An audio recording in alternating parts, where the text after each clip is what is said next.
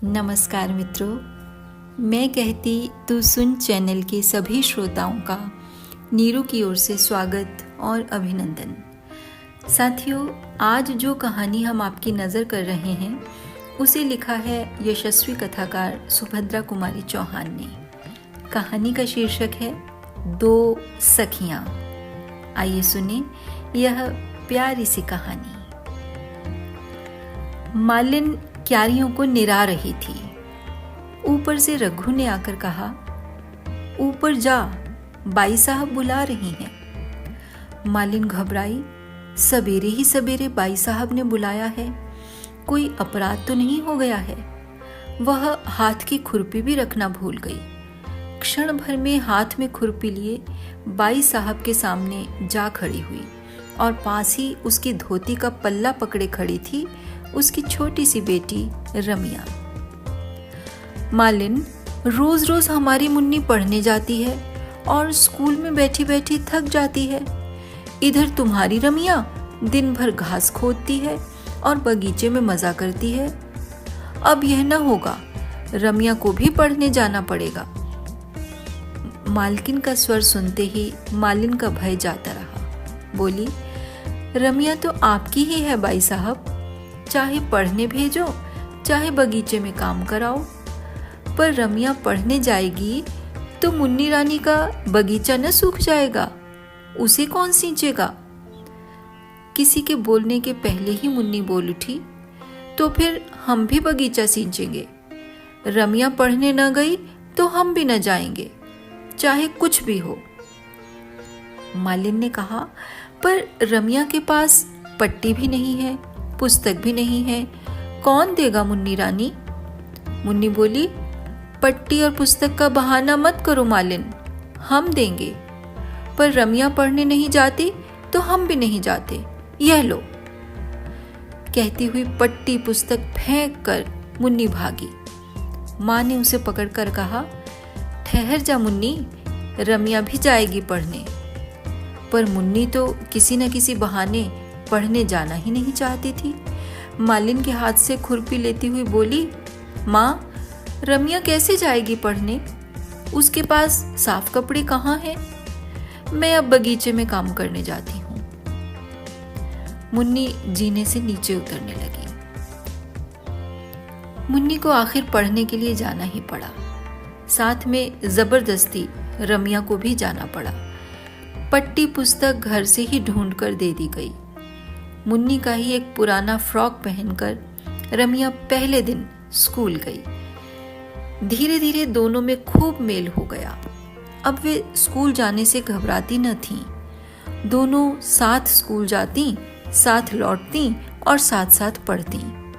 अब मुन्नी को भी कोई शिकायत न थी कि वह मुफ्त में पढ़ने जाती है और रमिया दिन भर मजा करती है। दिन जाते देर नहीं लगती। देखते देखते लड़कियां बड़ी हो गईं। दोनों जिस दिन से दोनों साथ साथ पढ़ने लगीं, उनमें सद्भावों के साथ साथ गाढ़ी मैत्री भी हो गई। मुन्नी अपने किसी भी व्यवहार से यह न प्रकट होने देती कि रमिया उसकी आश्रिता मालिन की बेटी है।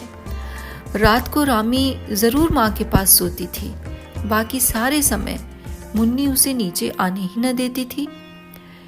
इसी साल दोनों ने मैट्रिक की परीक्षा दी है। मुन्नी के पिता मुन्नी के ब्याह की तैयारी में हैं, पर रामी की माता के सामने एक समस्या थी। वह सोच रही थी, रामी इतना पढ़ गई है, चाल ढाल बात व्यवहार से वह मुझ अनपढ़ की लड़की सी जान ही नहीं पड़ती। मैं इसका विवाह कैसे और कहाँ करूंगी। फिर वह सोचती, नहीं, विवाह कोई बात नहीं, मेरी रामी स्कूल की मास्टर बनेगी और तब रामी मुझे यहाँ मालिन का काम न करने देगी। तो क्या मैं अपने इतने अच्छे मालिक को छोड़कर चली जाऊंगी? यहाँ मेरी जिंदगी बीती है, यहीं मरूंगी भी। रामी दिन भर दूसरी चिंता में घूमा करती थी। उसे माँ के साथ बगीचे में काम करने में लज्जा और संकोच मालूम होता था, पर यह भी न सहा जाता था कि उसकी माँ दिन भर मेहनत करे और वह बैठी रहे। माँ को काम करते देख उसे बड़ी वेदना होती, पर कोई दूसरा उपाय भी तो न था।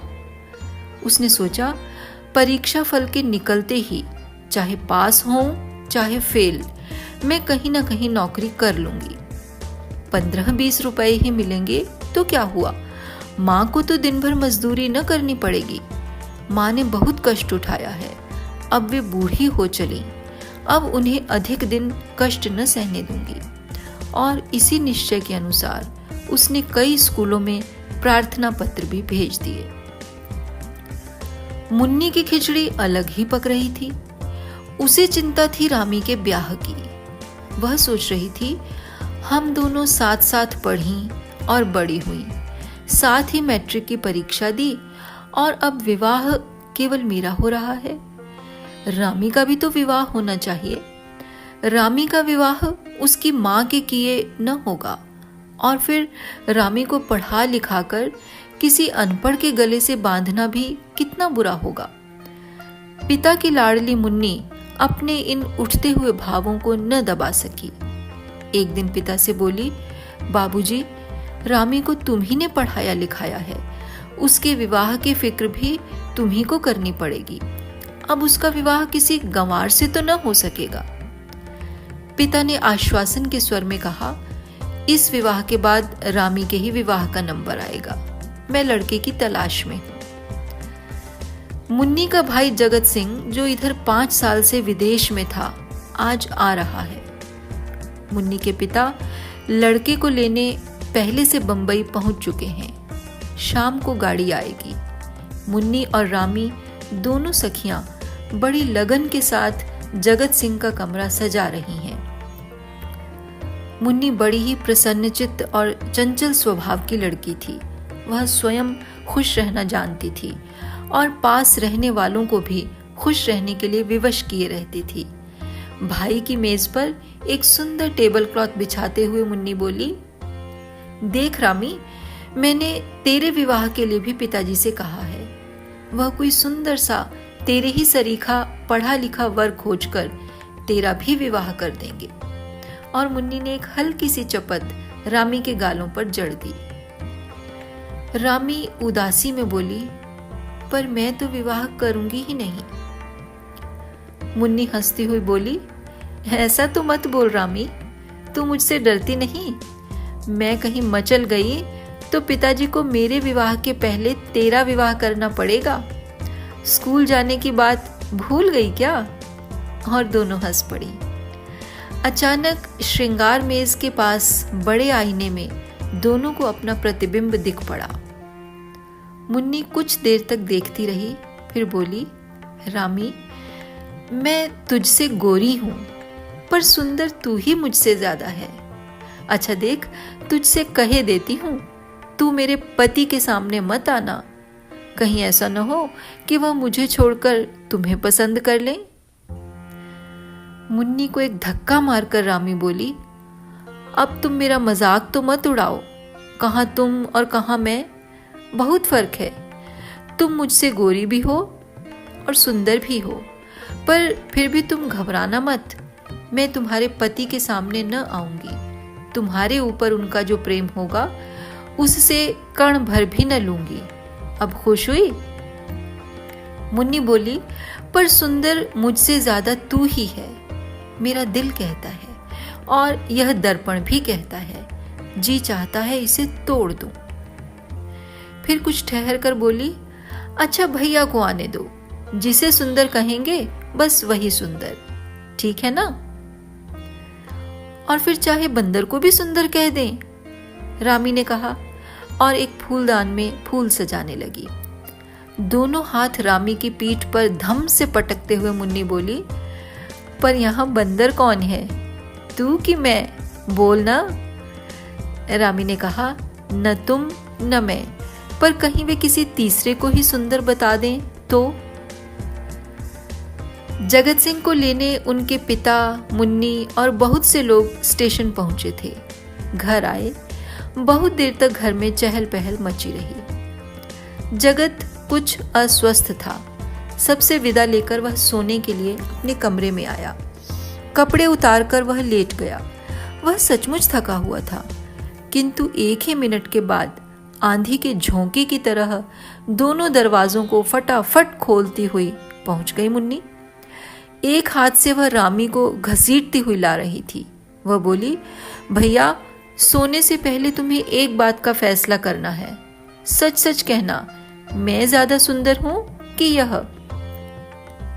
जगत हंस पड़ा, बोला, मुन्नी, तू अभी तक निरी बच्ची ही है। जा, मुझे सोने दे, मैं थक गया हूं। और वह करवट बदलकर सो गया। भैया, तुम अभी तक बड़े खराब हो, कहती हुई रूठ कर मुन्नी चली गई।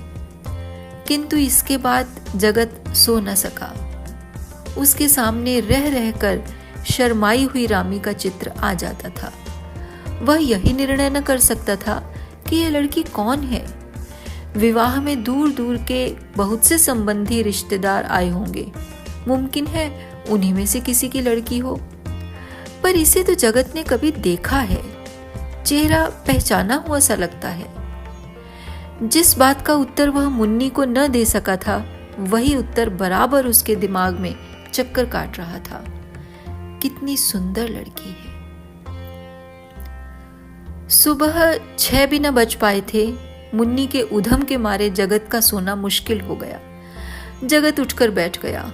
मुन्नी से बोला, मुन्नी, जरा गंभीर बनो बहन, अब तेरी शादी होने वाली है। जगत की दृष्टि दरवाजे की ओर गई। 2 सुकुमार पैर दरवाजे की ओट में ठिठक गए थे। मुन्नी ने जैसे जगत की बात सुनी ही न, बोली, भैया देखो, रामी अब तुमसे शर्माती है, आती नहीं अंदर। वह देखो वहां खड़ी है। और एक बार भैया, तुम्हें याद है ना, वह कितना मचली कि तुम्ही से शादी करेगी। और फिर जब तुमने कहा कि तुमने शादी कर ली और इसे 2 पैसे दे दिए, तब कहीं ये मानी। मुन्नी एक सांस में यह सब कहकर हंस पड़ी। जगत चौंक पड़ा। तो यह रामी है। आओ रामी, अंदर आओ, वहां क्यों खड़ी हो? चाहो तो 2 पैसे और ले लो, कहकर वह हंस पड़ा। रामी लाज और संकोच में सिमटी हुई से भीतर आई, पर वह खुलकर जगत से बातचीत न कर सकी। न जाने कहां की लज्जा ने उसकी जबान पर ताले डाल दिए। वह चुपचाप खड़ी रही। जगत ने उससे बोलने की कोशिश बहुत की, पर उसका सिर नीचे से ऊपर न उठा। जगत ने कहा, लो, तुम मत बोलो, मैं तो जाता हूं। मुन्नी की समझ में न आया कि आखिर जगत भैया से रामी इतना क्यों शर्माती है। उसने रूठकर कहा, जा, तू बड़ी खराब है रामी, तूने मेरे जगत भैया का अपमान किया है। तू उनसे नहीं बोली, मैं भी तुमसे न बोलूंगी। रामी ने नम्रता से कहा, नहीं बहन, मेरी अपमान करने की नियत नहीं थी।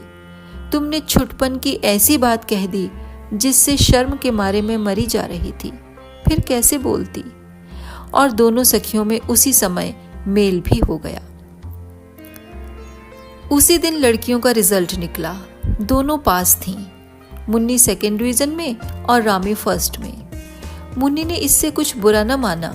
वह रामी के पास आकर उससे लिपटकर बोली, देख रामी, तू सभी बातों में मुझसे बढ़ती है। मैं 2nd में पास हुई, तू 1st में। ये ठीक नहीं, तुझे मेरे साथ साथ चलना चाहिए।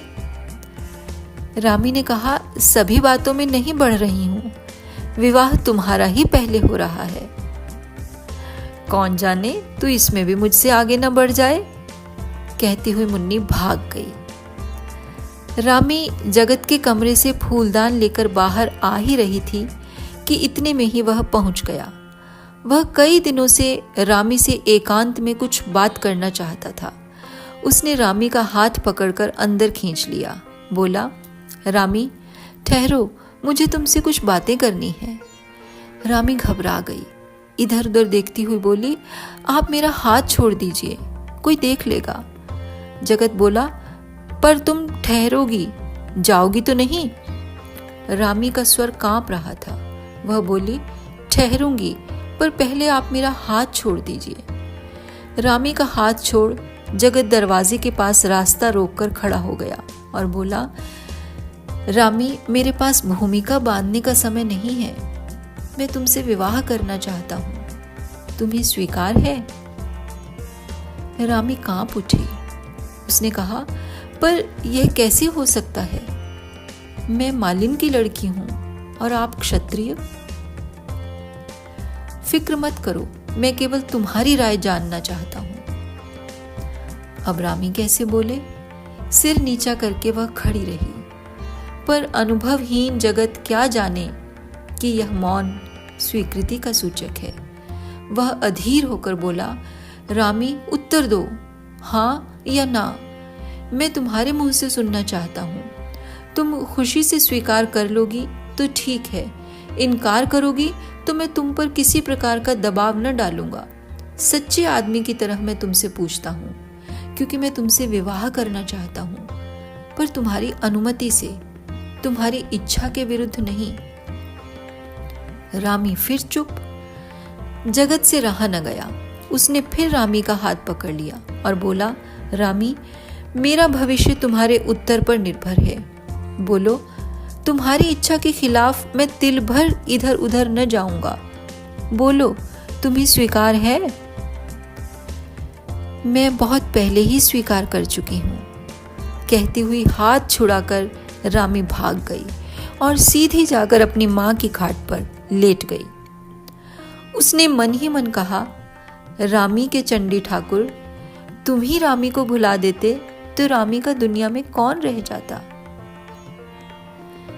जगत ने अपना निश्चय पिता से कहा। पिता के पास काफी पैसा था, रुपयों का उन्हें लोभ न था। फिर वे स्वयं रामी को बहुत चाहते थे। इस बात पर किसी को कुछ एतराज हुआ तो जगत की मां को।